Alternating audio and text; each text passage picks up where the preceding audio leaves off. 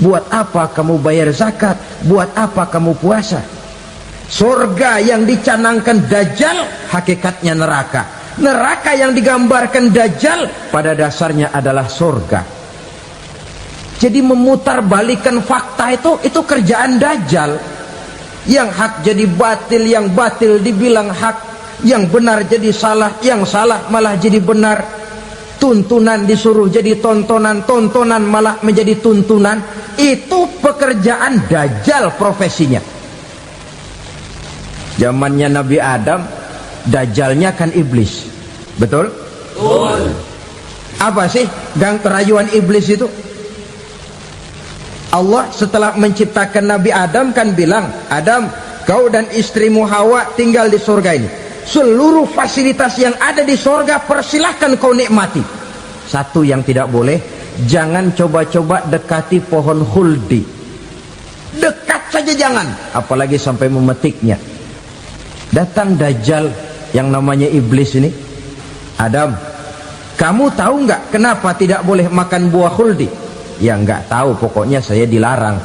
Bodoh kamu Dam. Khuldun artinya kekal. Kalau kamu makan itu buah, kau akan kekal di surga buat selamanya. Allah tidak kepengen, maka dilarang kamu makan buah khuldi. Kalau kau ingin kekal di surga Adam, makan saja. Saya bicara begini ini untuk kepentingan kamu Adam. Ini kan ciri-ciri Dajjal. Bicaranya sih seolah-olah untuk kepentingan Nabi Adam, hakikat sebenarnya menjerumuskan Nabi Adam supaya ingkar dan melanggar larangan dari Allah Subhanahu wa ta'ala. Jadi setelah muncul Dajjal, timbul kekacauan-kekacauan di masyarakat. Banyak yang terpengaruh, terpedaya dan terpesona, termasuk mereka yang memproklamirkan diri jadi nabi, mereka yang memproklamirkan diri jadi rasul di zaman sesudah Rasulullah wafat.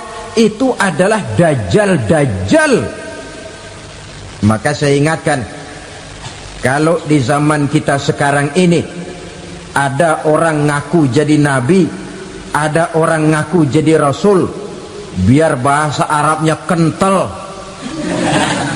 Quran hafal, hadis ribuan hadis hafal, biar pakai serban sampai menyengser ke tanah, bahasa Arabnya fasih, tapi dia mengaku jadi nabi, jadi rasul. Kita umat Islam wajib tidak percaya, wajib untuk tidak percaya. Itulah Dajjal zaman kita sekarang ini. Tidak mustahil mereka datang mempengaruhi orang awam supaya berpaling dari Rasulullah, mengikuti mereka. Nah, di akhir zaman nanti, mendekati hari kiamat, Dajjal ini muncul. Dajjal kelas kakap, menyesatkan masyarakat manusia untuk berpaling dari Islam, mengikuti seruan mereka.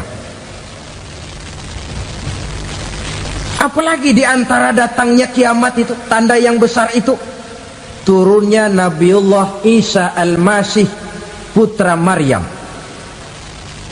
Menurut berbagai hadis yang sahih, Nabi Isa Al-Masih nanti akan turun lagi, tidak membawa risalah yang baru, tapi meluruskan risalah Islam ini yang telah banyak ditinggalkan oleh masyarakat.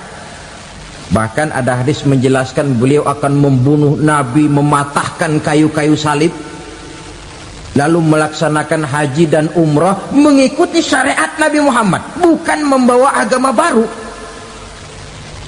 Menjadi semacam mujaddid, reformer, menyelamatkan manusia dari bisikan Dajjal. Bahkan ada riwayat yang menjelaskan bahwa Nabi Isa berhasil mengalahkan Dajjal, mengembalikan masyarakat manusia kembali kepada ajaran Islam yang datang dari Allah, dibawa oleh Rasulullah Sallallahu Alaihi Wasallam.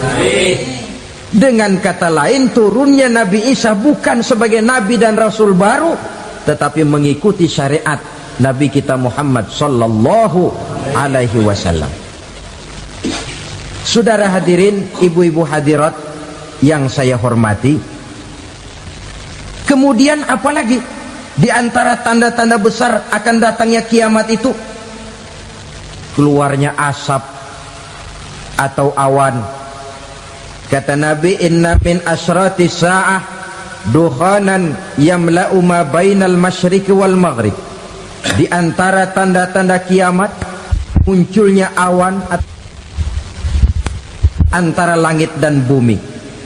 Ini pun diperkuat dalam surah Ad-Dukhan ayat 10. Fartaqib yauma ta'tis sama' bidukhanin mubin fayughshan nas hadza azabun alim.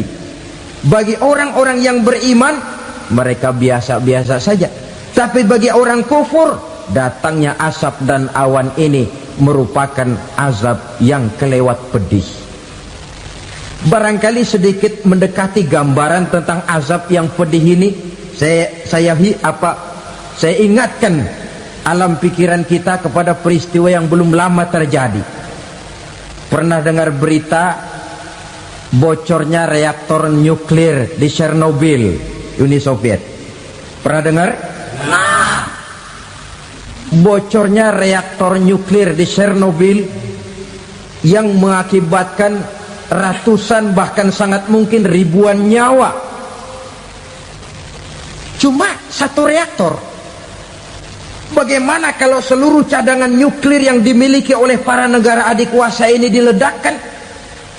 Bahkan yang konon menurut catatan, cadangan nuklir yang dimiliki bersama oleh Amerika dan Rusia sekarang ini sudah sanggup memusnahkan 6 miliar manusia, 1,5 kali lebih banyak dari jumlah manusia yang nongkrong di permukaan bumi ini.